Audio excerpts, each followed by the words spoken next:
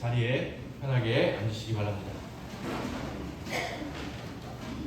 성부와 성자와 성령의 이름으로 말씀드립니다. 아멘. 오늘도 아버지 집에 오신 여러분을 예수님의 이름으로 축복합니다. 아멘. 네, 여러분 성경 잘 읽고 계시죠? 아멘. 네, 어떤 방법으로 읽고 계시는지 참 저는 개인적으로 궁금한데요. 성경을 읽는 방법은 한 가지가 아니고 다양한 방법이 있는데요. 오늘 좀 문학적으로 바라보는 성경 읽기라는 걸 조금 소개해드리고 싶습니다. 제가 영화를 좋아하는데 영화를 보다 보면은 어떤 영화는 감독이 뭘 말하려고 하는지 모르겠다. 그 장면이 머릿속에는 굉장히 강렬하게 남아있는데 무슨 의미인지는 잘 모르는 그런 영화 보신 적 있으시죠? 그래서 제가 마음을 먹고 영화 공부 모임에 들어갔어요. 영화도 공부하는 데가 있더라고요. 그래서 유명한 영화들을 같이 보면서 각자 해석해 보는 거예요. 아, 이런 감동을 받았다, 이런 느낌을 받았다, 이런 걸 얘기해 보는데 다 다른 거예요. 그래서 그 중에 선생님이 한 분이 교수님이거든요. 이 작가이시기도 하고 문학 교수님이신데 그분이 주로 설명을 많이 해주세요. 거기서 보는 영화들은 보다 보면 많은 분들이 포기하고 집으로 돌아갈 만한 영화들을 많이 보는데 저도 보는데 너무 어려운 거예요. 그 장면이 좀 있었는데 많은 사람들이 질문을 하고 각자 다르게 이야기를 하는데 교수님이 이제 설명을 해주시는 거죠. 아, 그 장면은 이런 의미가 있고 이렇게 볼 수도 있고 저렇게 볼 수도 있고 근데 많은 사람들이 이렇게 본다 설명을 해주는 거예요. 그래서 제가 무식하니까 용감하게 손을 들고 질문을 한 거죠. 그런 의미라면 차라리 다 빼고 그냥 딱 명확하게 하면 좋지 않습니까? 그러면 나 같은 사람도 이해할 것 같은데 감독은 왜 이렇게 어렵게 이야기를 합니까? 이렇게 질문을 했더니 교수님이 설명해 주셨는데 저한테 큰 도움이 됐어요. 누구나 봐서 아, 저건 A다 라고 하는 작품은 삼류. 누구나 봤는데 이렇게 토론을 하는 것처럼 와, 정말 너무 어렵다, 무슨 의미일까, 두고두고 생각하게 하는 영화는 인류. 그래서 감독이 많은 사람들에게 자극을 주고 그 장면을 각자 해석하면서 계속해서 어떤 해석해 나가는 재미를 주는 것.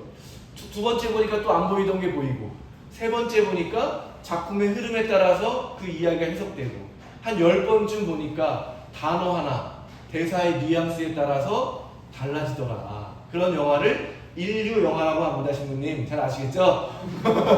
그때부터 제가 보니까 저는 되게 삼류 영화를 좋아했더라고요. 생각하지 않아도 되는 거, 그냥 쓱쓱 넘어가는 거, 보고 나면 그냥 명확한 거. 근데 성경도 마찬가지더라고요. 성경을 보고 그냥 해답을 정해놓고, 여러분 학교 다닐 때 그렇게 공부하셨죠? 답안지 옆에 딱 두고 틀리지 않으려고 그렇게 공부해본 적 있으시잖아요. 근데 우리가 주로 그렇게 보는데 성경은 그렇게 보는 책이 아니다. 이 말씀이 무슨 말씀인지를 이해하는 것도 중요하지만 계속해서 내 삶의 자리에서 바라보면서 해석하고 거기서 주는 그 질문들을 가지고 기도하고 그래서 마침내 뭐예요? 하느님의 뜻을 발견하게 하는 것. 근데 하느님의 뜻이 고정되어 있다면 성경을 10번 볼 필요가 있겠어요? 없겠어요? 답을 찾았으니까 다시는 볼 필요가 없잖아요. 근데 성경은 어떤 책이에요? 볼 때마다 다르고 볼 때마다 느껴지는 하나님이 다르기 때문에 성경은 반복해서 꾸준히 읽게 되는 것이고 진실하게 읽어야 되거든요. 내 삶의 자리에서 내 문제를 덮지 않고 내 약점을 숨기지 않고 보게 될 때 진정한 하나님을 만나게 되는 그런 진리와 거룩한 책인 줄로 믿습니다. 아멘. 그러니까 여러분 성경을 보고 답을 찾으려 하지 마시고 여러분 자신을 만나시고 하느님을 만나시게 되기를 바라겠습니다. 아멘. 그런 의미에서 오늘 성경 말씀 너무나도 유명한 말씀이고 그런데 성경 본문만을 보고는 이해하기가 어려워요. 그래서 성경은 공부가 필요해요. 첫 번째로 여러분 오늘 구약 성경에 나오지만 유태인들은 돼지를 먹지 않아요. 돼지는 부정한 동물인데 이 마을에는 돼지를 어떻게 하고 있어요? 한 마리도 아니고 우글거리는 돼지떼를 키우고 있다는 거예요. 이상한 일이에요. 근데 여러분 이상한 생각하지 않으시잖아요. 왜냐면 우리가 돼지가 너무 흔하니까. 근데 이 사실을 알게 되면 유태인들은 자기가 먹지도 못하고 팔지도 못하고 근처에 가지도 못하는 이 부정한 동물을 왜 많이 키웠는가, 이걸 알아야 되겠죠. 두 번째는 귀신 들린 사람이 있는데 그 귀신한테 예수님이 물어보잖아요. 네 이름이 뭐냐? 그러니까 뭐라고 했어요? 군대라고 말했는데 정확하게는 레기온이라고 말했어요. 레기온. 레기온이 말이 뭐냐면 모르잖아요, 우리는. 근데 로마의 군단을 말하는 거예요. 로마가 보병, 기병, 뭐 신호식 해가지고 군단 단위로 움직이는데 그 군단이 주로 5,000명 정도 돼요.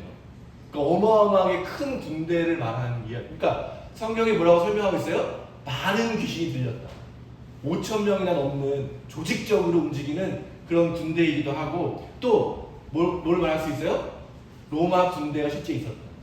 성경이 예수님 활동하시고 성경이 기록된 한 100년 정도의 시간에 실제로 어떤 일이 있었냐면 로마가 유대 지역을 점령하죠.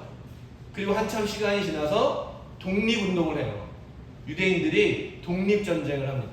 결과가 뭐예요? 성전이 완전히 파괴되고 수많은 사람들이 죽임을 당하는. 그래서 더 이상 유대 지역에 살지 못하고 지중해 로마 제국 곳곳으로 뿔뿔이 흩어지게 되는 역사가 실제 성경에 기록되어 있는 시간에 일어난 일이에요. 이거를 좀 어려운 말로 뭐래요? 디아스포라, 흩어진 유태인들, 이렇게 이야기하는데, 그러면 이런 배경을 보고 오늘 이야기를 본다면 그냥 아픈 사람 한 사람을 쫓아내는 이야기가 아니라 저에게는 전쟁에 관한 이야기로 보이는 거예요. 돼지를 누가 먹었겠어요? 유태인들은 안 먹었다면 로마 군인들이 먹었고, 그 많은 돼지를 키웠다는 것은 근처에 먹을 만큼 많은 군대가 머물러 있는 거죠. 그러면 여러분, 로마가 군인이 딱 들어오면 어떻게 될까요? 한쪽 사람들은 받아들여야 된다. 로마 제국에 편입돼야 된다. 한쪽 사람들은 안 된다. 이렇게 얘기할 거 아니에요.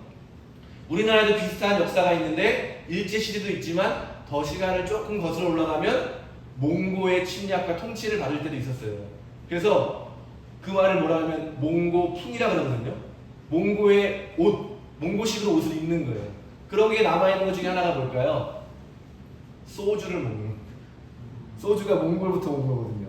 그러니까 우리가 살고 있는 여러 가지들이 그냥 이루어진 게 아니라 그런 전쟁과 침략을 통해서도 전해지게 된 것들이 있는 거예요.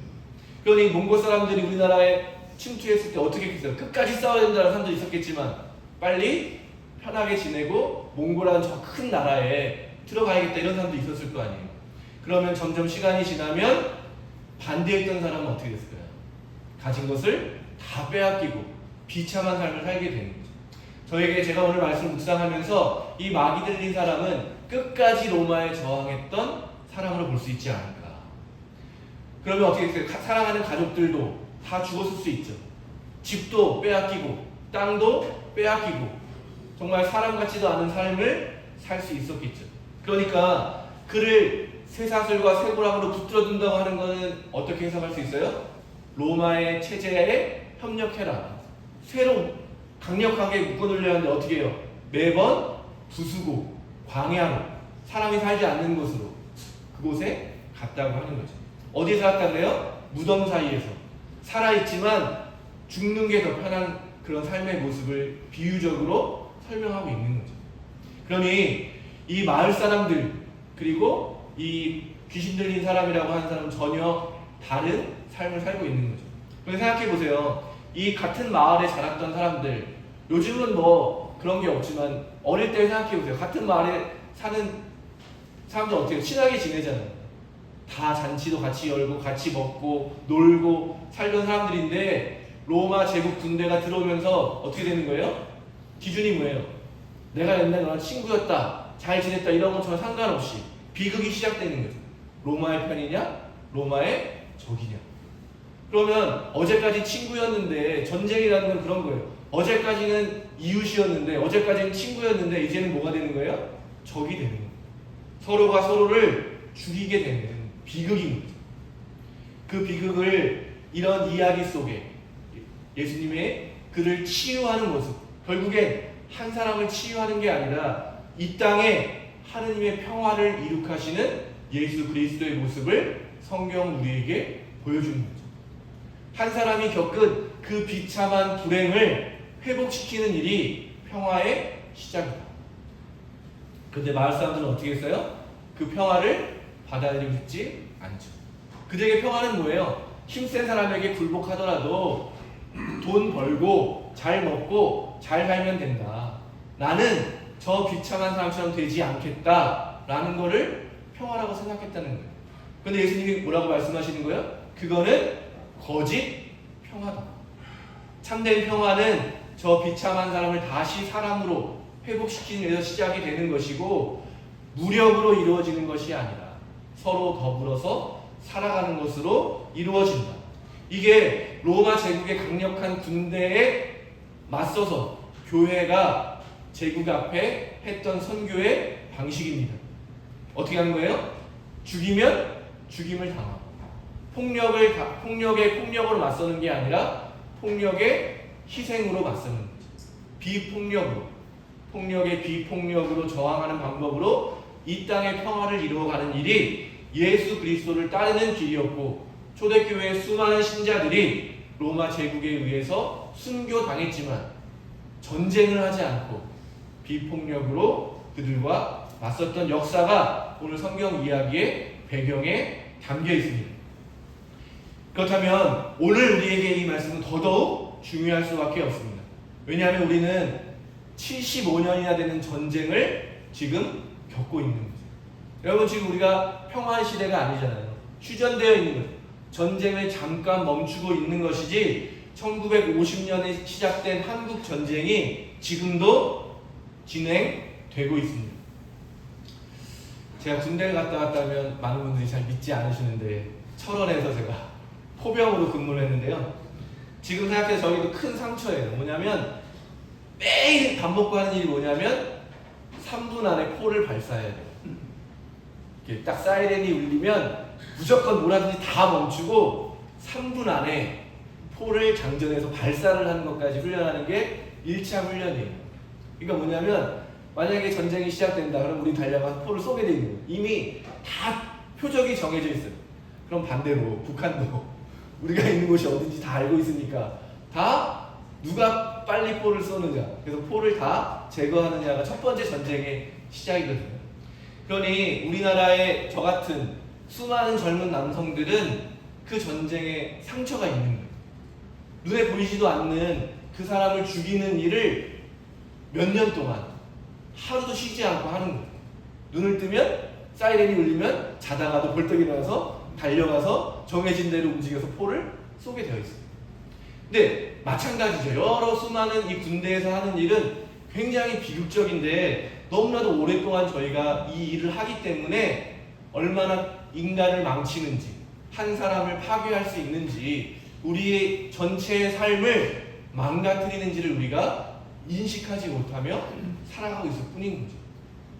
오늘 예수님의 하시는 그 평화를 이루는 삶, 다시 회복시키는 일은 우리 모두가 포기할 수 없는, 정말 다시 대한민국의 전쟁이 멈추고 하느님의 평화가 이 땅에 이루어지는 일을 위해서 기도하고 일하는 일이 우리의 일이라고 저는 믿습니다. 서울교구 설립 60주년 기념 여러 가지 대회가 있었는데 그 중에 우리 주교님께서 이렇게 선포하셨어요. 이제 선교 60주년을 맞이하면서 북한에 있는 60여 개의 교회를 다시 세우는 일을 시작합시다. 그러기 위해서는 뭘 해야 되겠어요? 북한과 다시 우리가 교류하고 다시 북한과 하나 되는 통일운동이야말로 우리가 가야 할 중요한 목적지입니다. 이렇게 선포하셨습니다.